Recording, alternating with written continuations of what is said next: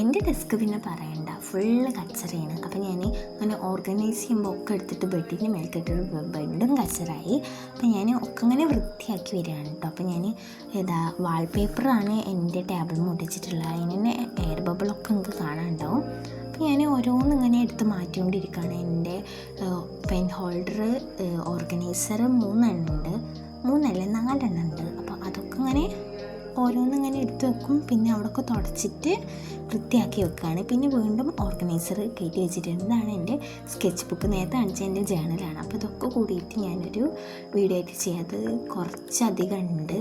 അപ്പോൾ ഞാനൊരു flip through എന്തെല്ലാം ചെയ്യേണ്ടത് കേട്ടോ. അപ്പോൾ എൻ്റെ ഓർഗനൈസേഴ്സൊക്കെ ഞാൻ വേഗം തന്നെ ഇങ്ങനെ അടുക്കി വെക്കുകയാണ്. അപ്പോൾ ഇത് കുറച്ച് ലെങ്തി വീഡിയോ ആയിട്ട് ഞാൻ കുറച്ച് സ്പീഡാക്കിയിട്ടാണ് കേട്ടോ ഇത് ചെയ്തിട്ടുള്ളത്. പിന്നെ എൻ്റെ ഫോം ബോർഡ് വെച്ചുണ്ടാക്കിയൊരു ഓർഗനൈസർ ഉണ്ടായിരുന്നു. അത് ഞാൻ തല തിരിച്ചിട്ടാണ് വെച്ചിട്ടുള്ളത്. അപ്പോൾ അതിൻ്റെ ഉള്ളിൽ എൻ്റെ കുറച്ച് മിനി ബോട്ടിലാർട്ടും ഒക്കെ കയറ്റിയിട്ടുണ്ട്.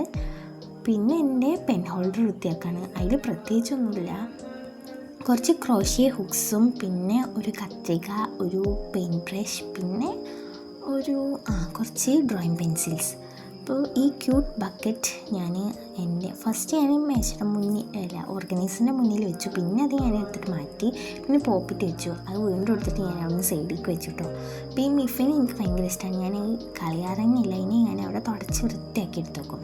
അപ്പോൾ ഇതാണ് എൻ്റെ വാൾ പോസ്റ്റേഴ്സ്. ഇത് ഭയങ്കര ചെറുതാണെന്ന് ഞാൻ പറഞ്ഞല്ലോ. അപ്പോൾ എന്തായാലും ഉള്ളതുകൊണ്ടോണം പോലെ ഞാൻ അഡ്ജസ്റ്റ് ചെയ്തിട്ട് എന്തായാലും ഈ വീഡിയോ എടുക്കും. പിന്നെ അടുത്ത റൂം മേക്കോവറിന് ഒക്കെ അടിപൊളിയായിട്ട് തന്നെ ഉണ്ടാവും കേട്ടോ. അപ്പോൾ ഇത് വാൾപേപ്പർ തികയാത്തതുകൊണ്ടാണ് ഞാൻ ഇതിൻ്റെ മേലെ ഒരു റാപ്പിംഗ് പേപ്പറാണ് ഒട്ടിച്ചിട്ടുള്ളത്. എൻ്റെ ചുമരുമേലെ ഒരു ബ്ലൂ പെയിൻ്റാണ് ഉണ്ടായിരുന്നത്. പിന്നെ അവിടെ ഞാൻ കുറേ ചിത്രമൊക്കെ വരച്ച് ആകെ വൃത്തികേടാക്കിയിട്ടുണ്ടായിരുന്നു.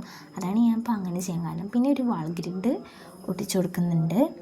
അപ്പോൾ അതിൻ്റെ മേലെ കുറച്ച് ഇത് എൻ്റെ കൈയും ഞാൻ ഉണ്ടാക്കിയ ക്രോഷറ്റ് ബോൻ്റെ ഒരു പ്രിൻറ്റഡ് പിക്ചറാണ്.